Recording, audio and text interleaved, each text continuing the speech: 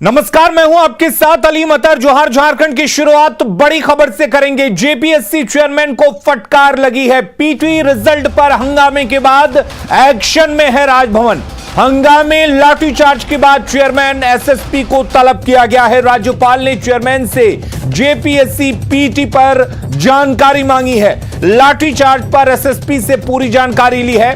राज्यपाल की ओर से फटकार भी लगाई गई है। जेपीएससी चेयरमैन और एसएसपी को फटकार लगी है। मीडिया के सवालों से बचते दिखे चेयरमैन अमिताभ चौधरी।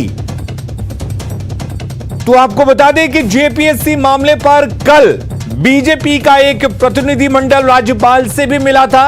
ज्ञापन सौंपा गया था जिसमें जेपीएससी अभ्यर्थियों पर लाठीचार्ज को लेकर सवाल उठाए गए थे और राज्यपाल से कार्रवाई करने की गुजारिश की गई थी। और उसके बाद राज्यपाल एक्शन में दिखे। जेपीएससी चेयरमैन को तलब किया गया, रांची के एसएसपी को तलब किया गया और सवाल पूछा गया कि आखिर किस बिना पर लाठीचार्ज किया गया है। हालांकि पूरे मामले में राज्यपाल से मुलाकात के बाद जेपीएससी चेयरमैन ने कहा कि राज्यपाल से हुई बात सार्वजनिक नहीं कर सकते। जल्द जेपीएससी के वेबसाइट पर पीटी रिजल्ट की बिंदुवार जानकारी दी जाएगी। चेयरमैन अमिताभ चौधरी मीडिया के सवालों के जवाब से कतराते नजर आए। निवेदन है कि जो भी प्रश्न आपके हैं सबके उत्तर मेरे चेहरे पे है, ठीक है ना। सबका उत्तर मुस्कुराते रहिए और निश्चिंत रहिए। मैंने एक बार जवाब दे दिया, बाकी वेबसाइट पे कल देख लीजिएगा। मुस्कुराते रहिए और निश्चिंत रहिए। आप निश्चिंत रहिए और आपको सारे उत्तर मिल जाएंगे। मैं किसी प्रश्न से उद्वेलित होकर कोई जवाब नहीं दूंगा। सीधी बात महोदय से जो बात हुई वो मैं सार्वजनिक कैसे करूं। तो जेपीएससी के चेयरमैन ने मुस्कुराने की सलाह दी, लेकिन राज्यपाल से मुलाकात के बाद खुद उनके चेहरे से मुस्कान गायब दिखी। अगली खबर का रुख करते हैं। साहिबगंज से इस वक्त एक बड़ी खबर आ रही है। महिला थाना प्रभारी रूपा तुर्की की मौत के मामले से जुड़ी यह खबर है। सीबीआई ने जेल में बंद बैचमेट एएसआई से पूछताछ की है। सीबीआई ने शिव कुमार कनौजिया से पूछताछ की है। जीके अंशु के नेतृत्व में सीबीआई की 2 सदस्यीय टीम ने पूछताछ की है। शिव कनौजिया पर आत्महत्या के लिए उकसाने का आरोप है और इसको लेकर केस भी दर्ज हुआ था। पुलिस ने 9 मई को गिरफ्तार कर जेल भेजा था। सीबीआई ने शिव कुमार कनौजिया से कई अहम सवाल पूछे हैं।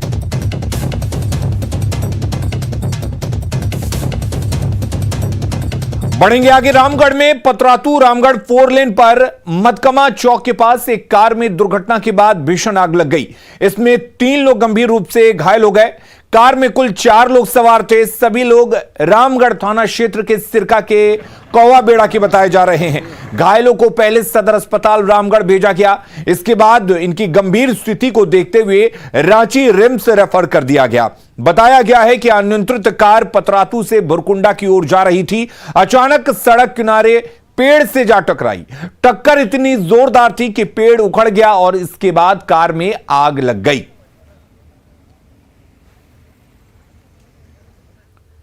देवघर के सारठ थाना क्षेत्र में पत्थर खदान में नहाने गए युवक की डूबने से मौत हो गई थी।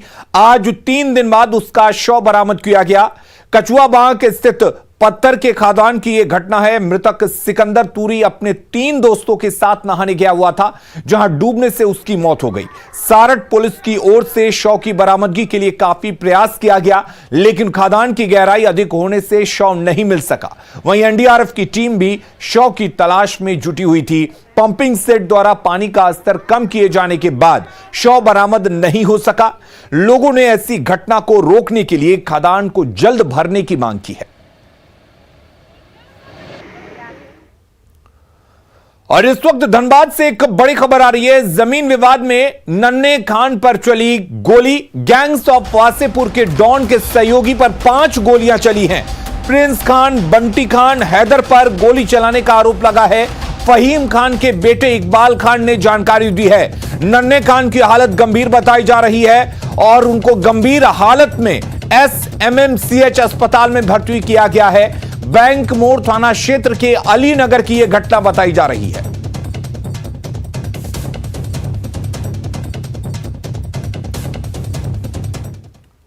बढ़ेंगे आगे। बोकारो के सेक्टर 12 में खेत से महिला का कटा सिर मिलने से सनसनी फैल गई। भारत एकता कोऑपरेटिव को सतनपुर में जोड़ने वाली एक सड़क के पास की यह घटना है। जानकारी मिलने पर पुलिस ने सिर को कब्जे में ले लिया और उसके धड़ की तलाश में जुट गई है। अब तक मृतक के बारे में कोई जानकारी नहीं मिल पाई है।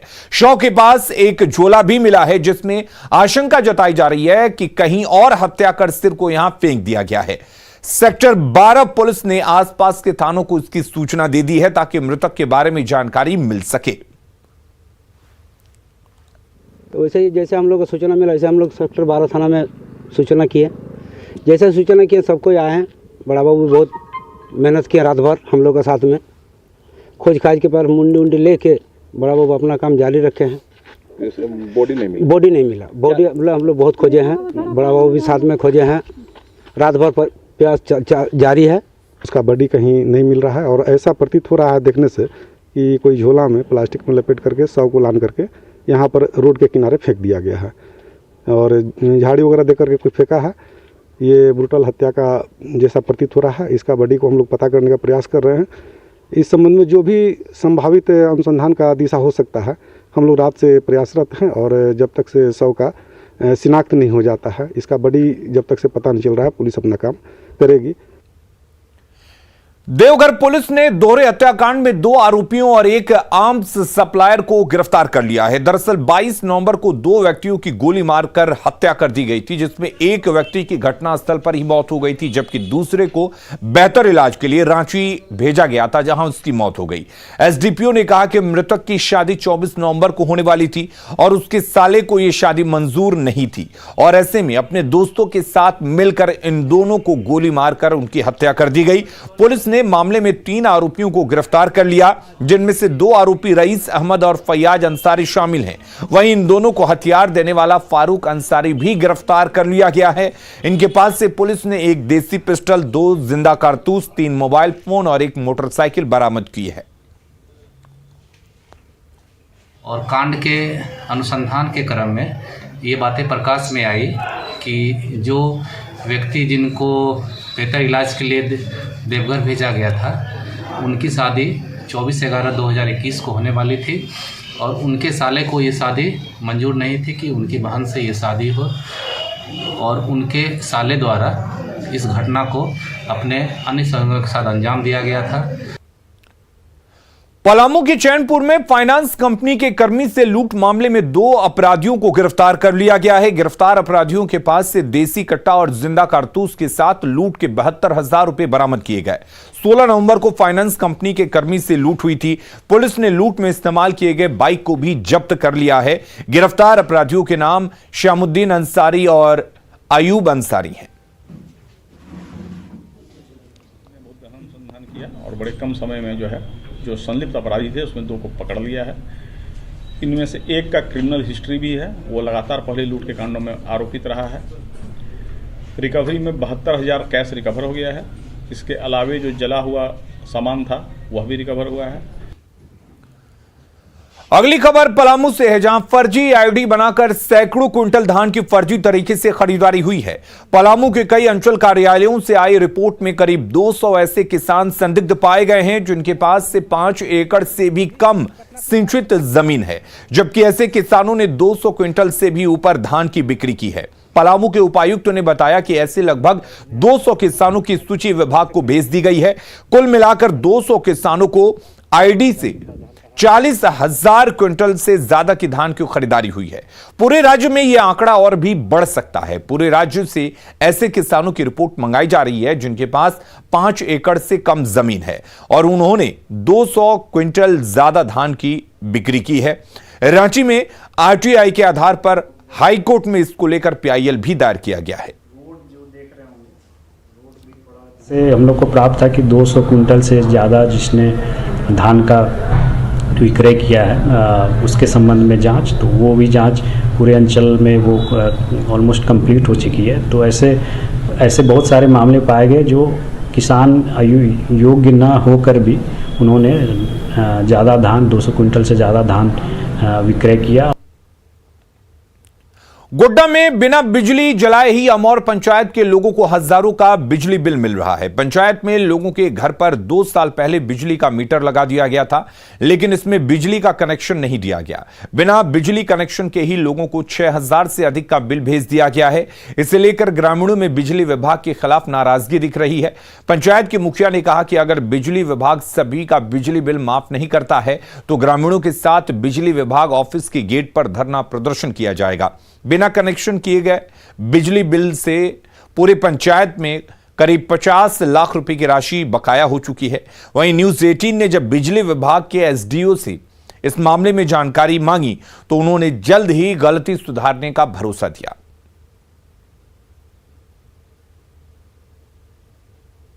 दो साल से लॉकडाउन में फंस गए। अच्छा। गरीब आदमी भूमिहीन है और 13,000 का बिल आ चुका है। हाँ, तो हम लोग कहाँ से दे पाएंगे? कैसे आ गया इतना बिल? आ गया, चिट्ठा फाड़ के दे दिया घर में। हम लोग तो कमाने वाले हैं, बिहार में रहते हैं, बच्चा था घर में, उसको दे दिया बिल। अभी इतना लोग क्यों जमा हुए यहाँ पर? यहाँ बिजली बिल के लिए जमा, सबको परेशानी है। परेशानी है कि जहाँ पोल तार गया न है वहाँ खुट्टा बोखरी लग गया है, कनेक्शन नहीं हुआ है और वहाँ 6,000 7,000 बिल गिर गया आदमी। तो यही परेशानी है और मनमानी है कि आपका कितना आया है बिल? हमारा बिल है 6,500। 6,500? हाँ। तो क्या मांग करते हैं आप लोग? मांग करते हैं कि कनेक्शन नहीं किया है, बिल आ गया है। विद्युत विभाग के द्वारा पूर्व में 2 साल 2.5 साल पूर्व में बौकड़ी और मीटर दे दिया गया। 50 रुपया दे लेकर के बौकड़ी और मीटर दे दिया गया और लाइन का कनेक्शन नहीं किया गया। और इसके बाद में जब देखते हैं, जांच पड़ताल करते हैं तो सभी के घर पर 8,000 10,000 का बिल आ गया है। यहाँ तक कि ट्रांसफार्मर से भी कनेक्शन नहीं जोड़ा गया। आप बताइए इस स्थिति में बिल कैसे दिया जा सकता है? गढ़वा में आपकी सरकार आपके अधिकार आपके द्वार कार्यक्रम से आम जनता को लाभ नहीं मिल रहा है। जिले के दिव्यांगों को पिछले 3 महीने से पेंशन नहीं मिला है। वहीं आवास योजना के लाभ से भी वो वंचित हैं। दिव्यांगों को ये तक जानकारी नहीं है कि आपके अधिकार आपके द्वार कार्यक्रम प्रशासन की ओर से आयोजित किया जा रहा है।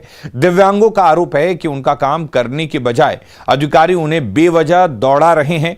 इधर डीसी ने कहा कि सितंबर तक दिव्यांगों को लाभ की राशि का भुगतान कर दिया गया है और बाकी राशि जल्द ही उनके खाते में भेज दी जाएगी। साइन कराई है। अब 3 दिसंबर भीरू आ गया है सर। अब विकलांग लोग हर जगह से पेंशन अब अथी दिसंबर के बारे में पूछ रहे, कब 3 दिसंबर मनाया जाएगा। तो साहब लग जा रहा था, कभी वहाँ को दिया तो केबल को दिया, यहाँ तो भेंट नहीं हो रहा है कोई सर से। ब्लॉक पर जाए तो उसे दौड़ा रहे हैं। सरकार आपके द्वार कार्यक्रम अभी हम लोग को पता नहीं है भैया कि किस जगह पर लगा है। बताइए, कई बार हम लोग आवास के लिए भी दिए, आवास में भी जा रहे हैं नगर परिषद में, तो वहाँ हो रहा है कि नहीं आप लोग के लिए आवास बंद हो गया, ऐसा बोला जा रहा है। जो कि अभी 7वें महीना से हम दौड़ रहे हैं आवास के लिए। सरकार से जो राशि है प्राप्त हुई है उसमें सितंबर तक का भुगतान कर दिया गया है। राज्य सरकार के से जो राशि है उसका नवंबर का बिल चला गया है। राज्य सरकार इस संदर्भ में काफ़ी सक्रिय है और हम लोग शीघ्र ही उनका पेमेंट कर देंगे। जमशेदपुर में बागबेड़ा ग्रामीण जलापूर्ति योजना बीते 2 साल से बंद पड़ी है। 6 साल पहले शुरू की गई इस योजना में 237 करोड़ की लागत से 211 करोड़ रुपए खर्च हो चुके हैं, लेकिन ग्रामीणों को एक बूंद पानी तक नहीं मिला है।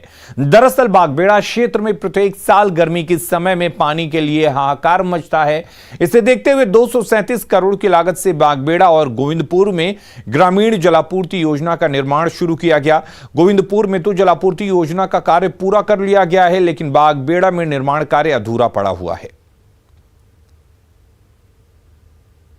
हमारा यह योजना पिछले 2 वर्षों से बंद पड़ा हुआ है।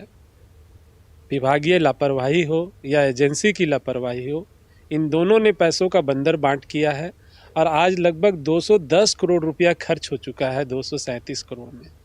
लेकिन आज पूरे बागबेड़ा की तड़ी, हररगुटू और हमारे गोलपहाड़ी क्षेत्र के एक भी लोगों को पीने का पानी नहीं मिल रहा है।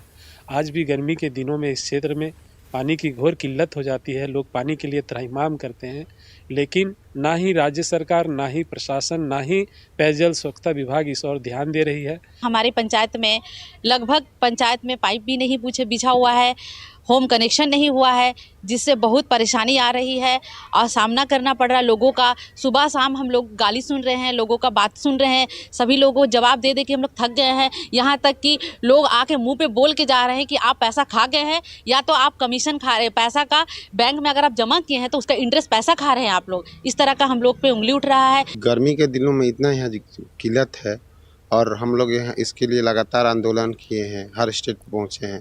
सरकार से हम लोग यही मांग कर रहे हैं कि जल पूर्ति की योजना को जल्द से जल्द चालू किया जाए और सबके घरों घरों पानी की व्यवस्था कराया जाए। जामताड़ा में बिंदा पातर के लोगों को ग्रामीण जलापूर्ति योजना का लाभ नहीं मिल रहा है। यहां बिंदा पातर हटिया परिसर में बना वाटर टैंक शोभा की वस्तु बना हुआ है। करीब 8 साल से इस वाटर टैंक से लोगों को पानी नहीं मिल रहा है। पेयजल एवं स्वच्छता विभाग की ओर से करीब 52 लाख की लागत से 16,000 गैलन क्षमता वाली टंकी का निर्माण कराया गया था, लेकिन इसका पिलर क्रैक हो जाने से अब यह हादसे को न्योता दे रहा है। वहीं विभागीय अभियंता ने वाटर टैंक की मरम्मत के लिए एस्टीमेट की मंजूरी मिलने के बाद जल्द काम शुरू करने का भरोसा दिया है। यहाँ 2-1 महीना पानी चलता है, बाकी तो गर्मी काल में तो बहुत पानी की दिक्कत होता है, बहुत दूर दूर से पानी लाना पड़ता है। ये जो टंकी बना था इस संबंध में क्या जानकारी? यहाँ पे तो कोई पानी ही नहीं यहाँ पे, तो टंकी में तो बहुत दिन से बंद पड़ा हुआ है। पानी का बहुत किल्लत होता है। यहाँ जो टंकी बना है इस टंकी में हम लोग कभी आज तक भी पानी नहीं मिला। टंकी बन के रह गया, टंकी धंस रहा है, टंकी से कुछ नहीं लाभ मिल रहा है। पानी यहाँ वहाँ से लोग ढो के लाता है।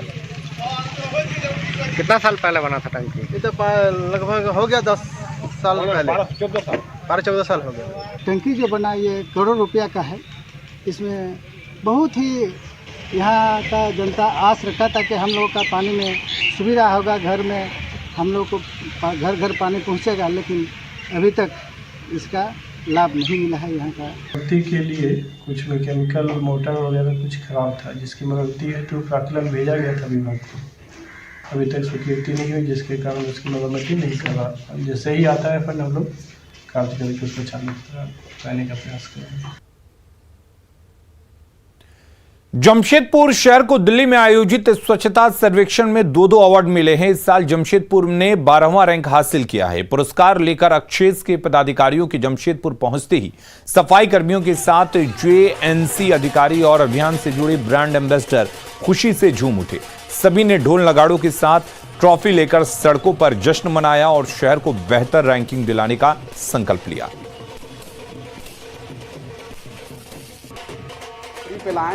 जहां पर 4,370 शहरों ने भाग लिया है, वहां पर 12वां रैंकिंग पूरे इंडिया के लेवल पे बहुत मायने रखता है। और उसके बाद ये रैंकिंग हम लोग निरंतर जो आने वाले दिन है उसमें मेहनत करके, आम जनता का सपोर्ट प्राप्त करके, उसके जो एक मापदंड है उसमें और कैसे सुधार करना चाहिए। एक बार इंदौर की तर्ज पर जो है हम लोग जो है अपने शहर को बनाना चाहते हैं, क्योंकि इंदौर जो है 5वीं बार लगातार पूरे भारत में टॉप किया है और उसका जो क्राइटेरिया है उसको भी हम लोग आकलन करेंगे कि कुछ ना कुछ तो उस शहर में है जिससे वो 5वीं बार सफलता हासिल की है। तो निश्चित रूप से हम लोग ये मानते हैं कि जो भी उपलब्धि हम लोग को मिली है ये बहुत बड़ी उपलब्धि है। और ख़ास करके लास्ट 3 ईयर से हम लोगों के द्वारा 3 स्टार रैंकिंग, पूर्वी भारत में इकलौता शहर है जहाँ पे 3 स्टार रैंकिंग मिला है। इस स्टार रैंकिंग को हम लोग 5 स्टार और 7 स्टार पर भी जाएंगे। तो कुल मिलाकर ग्रेजुअली हम लोग जो है धीरे धीरे आगे बढ़ रहे हैं और आपके सहयोग से, आप मीडिया कर्मियों के सहयोग से, जनता के सहयोग से, हमारे जितने भी स्टाफ हैं, चाहे सफाई मित्र, सफाई कर्मी हैं, ब्रांड एम्बेसडर हैं, टोटल के लोगों के सपोर्ट से ही ये आज हासिल हुआ है। और आज का क्षण जो है जमशेदपुर के लिए बहुत ही गौरवशाली है। इतिहास के पन्नों पे ये अंकित रहेगा आज का दिन कि जमशेदपुर को 1 नहीं बल्कि 2 अवार्ड मिला है और साथ में 5 करोड़ की राशि मिला है। इसलिए मैं पूरे जमशेदपुर टीम की तरफ से, जेनेसी की टीम की तरफ से सभी जमशेदपुर वासियों को कोटि कोटि बधाई, कोटि कोटि धन्यवाद। गढ़वा में क्रिकेट खेलने वालों की खुशखबरी है। गढ़वा में अब जेएससीए के 3रा ग्राउंड बनेगा। गढ़वा जिला क्रिकेट संघ और प्रशासन के सहयोग से 10 एकड़ जमीन को चिन्हित कर लिया गया है। कागजी प्रक्रिया के साथ जमीन देने की भी तैयारी शुरू हो गई है। इस खबर के बाद खिलाड़ी उत्साहित हैं।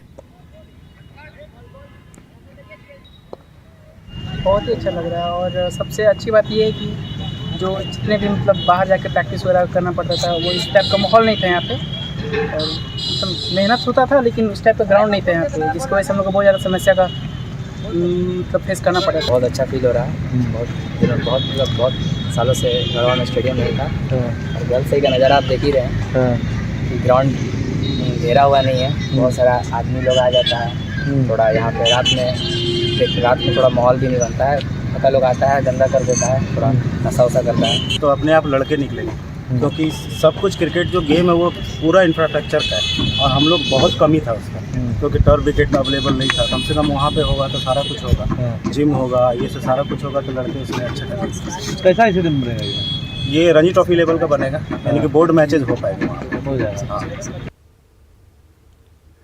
देवघर के बाबा मंदिर में आज भगवान भोले शंकर को नया अनाज अर्पित किया गया। नावन्य की ये परंपरा सदियों से चली आ रही है, जिसमें किसान जब खेतों से पहली फसल घर लाता है तब वो इसे अपने आराध्य पर अर्पित करने के बाद ही खाने पीने में प्रयोग करता है।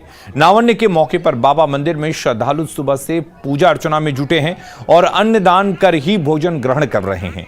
इस मौके पर बाबा मंदिर प्रांगण में स्थित काली मंदिर में भी खप्पर पूजा का आयोजन किया जा रहा है, जो फागुन महीने में होली के समय विशेष पूजा अर्चना कर समाप्त किया जाता है। इस दौरान बाबा को मेखला अर्पित किया जाता है ताकि भगवान को ठंड से बचाया जा सके। हम लोग एक धार्मिक जो हम लोगों की भावना है या हमारा हिंदुत्व जो भी है, इसके विचारधारा में आज का दिन एक नया दिन माना जाता है। लोग आस्था से इसको मानते हैं। इसमें साल का नया अनाज भगवान को चढ़ाया जाता है और नया अनाज खाने का एक वो भी प्राप्त होता है। और जोहार झारखंड के इस बुलेटिन में फिलहाल के लिए इतना ही, लेकिन खबरें लगातार जारी रहेंगी। आप बने रहिए न्यूज़ 18 बिहार झारखंड के साथ।